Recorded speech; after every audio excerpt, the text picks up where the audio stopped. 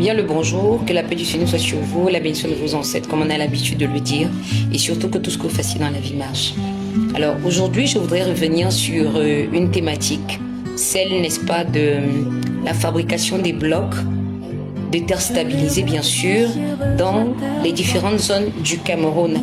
Alors, il faut préciser que la terre que vous avez au littoral, notamment à Douala, où nous allons la plupart du temps travailler, à côté à Limbé, ou d'autres localités à côté, Dibombari et j'en passe.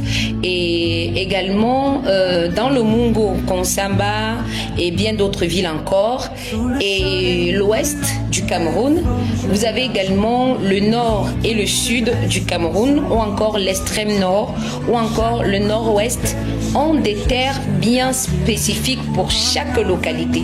Et je dis encore, dans tout ce que vous faites comme élément, il faut prendre en compte le type de sol, le climat que vous avez là-bas et également d'autres éléments qui gravitent tout autour qui vous permettent justement de faire cette comparaison-là. Pourquoi? Parce que lorsque vous voyez, on vous dit, la plupart du temps, on prend des éléments et on fait des analyses.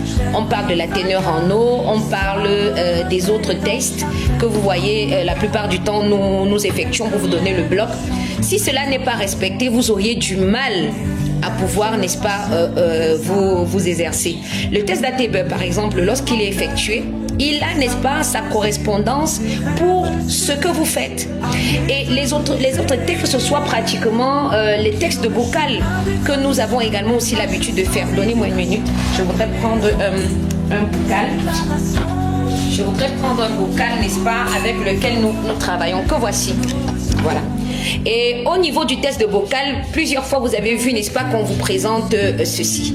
Le but, c'est de pouvoir prendre de l'eau, comme on a l'habitude de le dire, effectuer avec la terre de la zone que nous avons eu, avoir pratiquement des segmentations qui nous permettent d'apprécier et inscrire dans le triangle ternaire. Et ça, je l'ai dit à maintes reprises.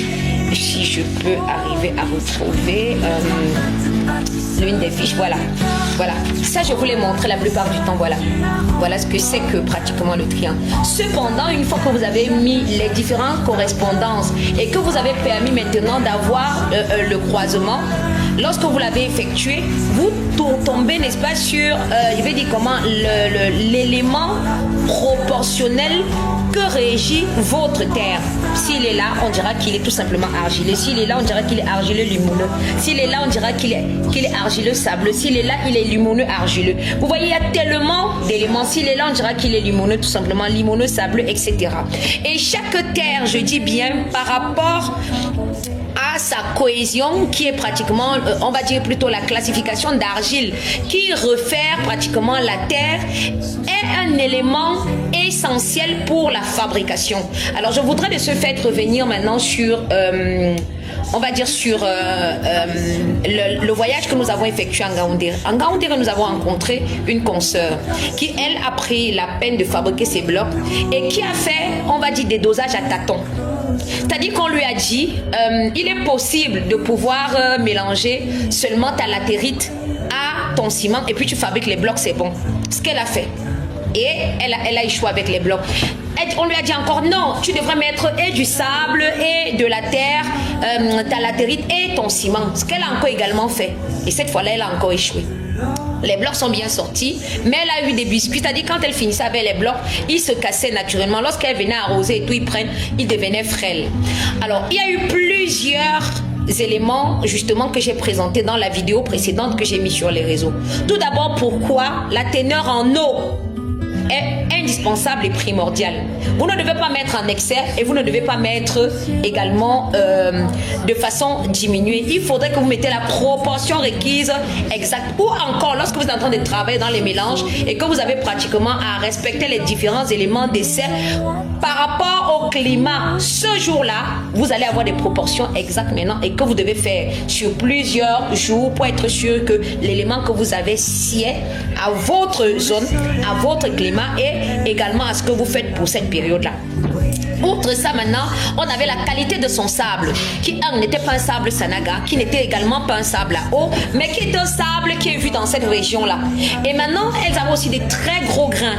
Maintenant, dans la terre qu'elle avait, ce qui était cette latérite, il y avait aussi également de très gros granulots. Donc, on lui a proposé tout d'abord de tamiser la terre. Après le tamis de la terre, on lui a également proposé d'éliminer les petites particules qui sont un peu très grandes dans son sable. Et maintenant, on a passé également le sable aux différents éléments d'analyse qu'on pouvait avoir pour lui dire quelles étaient les proportions que nous avons reçues. Alors, il y a un résultat de prélèvement qui lui a été donné et maintenant, nous l'avons suivi, n'est-ce pas, dans la fabrication avec les résultats des tests et des différentes fréquences qu'elle devra avoir pour les dosages. Et ce qui a été. Alors, aujourd'hui, elle a produit des blocs et elle-même dit que ces blocs, franchement, ils sont meilleurs que ce qu'elle faisait de par le passé et elle croit que cette fois-ci, elle a réussi. Non, en fait, elle a réussi. Alors, nous allons également dans la vidéo vous présenter justement cet élément-là qui va suivre en deçà et vous allez voir pourquoi est-ce qu'on demande justement ces différents éléments et pourquoi on le fait. Donc, en addition, je voudrais dire également à tous ces internautes qui nous posent la question de savoir est-ce que quand vous allez avec des immeubles en hauteur, avec l'abri de terre stabilisé, c'est pas fragile, est-ce que cela ne peut pas tomber, est-ce que c'est crédible, est-ce que cela va mettre long et tout ça. Je voudrais leur rappeler qu'il est une ville nommée Chidam au Yémen.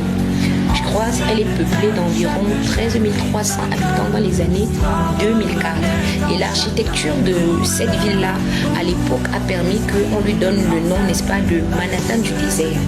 Et c'était fort, n'est-ce pas, du fait qu'on avait vu plus de 500 immeubles construits de plus de 30 mètres de hauteur, avec, n'est-ce pas, 8 étages par niveau pour ces immeubles. Et qui avait pratiquement vraiment 1000 ans. Et vous vous rendez compte qu'on a regardé cela depuis pratiquement le 16e siècle. Et vraiment, les anciens construisaient des choses, des gratte-ciel avec la brique de terre crue. J'ai pas dit stabilisée parce qu'aujourd'hui, on vient avec la stabilisée et la cuite pour améliorer, soi-disant, des manquements qui avaient été faits aussi par le passé. Donc, vous verrez que nos arrière-grands-parents du monde entier avaient déjà pensé. Donc, on n'avait pas que la terre pour se nourrir. On s'est dit, avec la terre aussi, on peut pouvoir trouver un abri. Et un abri sain, sans pollution, qui dure dans le temps et qui épouse l'environnement dans lequel on se situe et qui permet un confort idéal et encore une réduction de coûts sur notre vie dans le temps. Donc, regardez sur tous les aspects, eux, ils avaient déjà pensé à cela. Et c'est également fort de cela que vous verrez aujourd'hui, quand vous allez à la lecture, certaines sources vont vous montrer que environ 40 à 50% de la population mondiale, n'est-ce pas, vit dans des maisons en briques de terre crue. Et vous avez 15% justement des œuvres architecturales qui sont inscrites sur la liste du patrimoine mondial de l'UNESCO et qui sont bâties en terre. Donc, c'est pas un hasard. Et je voudrais également aussi attirer l'attention de beaucoup de personnes qui parfois viennent dans le domaine et peut-être ne comprennent pas. Nous avons plusieurs techniques de construction au Cameroun. Et lorsque vous faites le tour, vous verrez également qu'un peu partout ça se présentait. Si vous allez pratiquement à l'ouest, vous verrez que les chefferies traditionnelles, elles sont tellement anciennes et elles ont été faites avec la brique de terre crue. Et jusqu'aujourd'hui, il y en a encore. Je dis très bien, il n'y a pas de lignée au Cameroun qui dira ne pas être sorti dans une maison en brique de terre. Pas du tout. Et pour le peuple que je représente, qui est le peuple bamileke, on a ce qu'on appelle la maison des crânes. Elle est la plupart du temps faite seulement avec la terre crue. Seulement avec la terre crue. J'espère pouvoir retrouver une image et la coller pratiquement à ce que je dis pour témoigner. Vous verrez l'image en deçà et vous verrez que c'est la brique de terre crue. Moi, j'ai vu la première lignée de ma famille là-dedans et aujourd'hui, je suis là et elle vit encore. Nous changeons généralement les tôles parce qu'elles sont désuètes et dépassées par le temps. Mais l'ouvrage, lui, est là. On peut arriver également à modifier la structure parfois, mais refaire pratiquement les blocs, mais après pratiquement, on va dire des centaines d'années même, la plupart du temps. Et on ne les change pas n'importe comment. Vous allez pratiquement chez le peuple Tikar, vous verrez également que c'est le cas.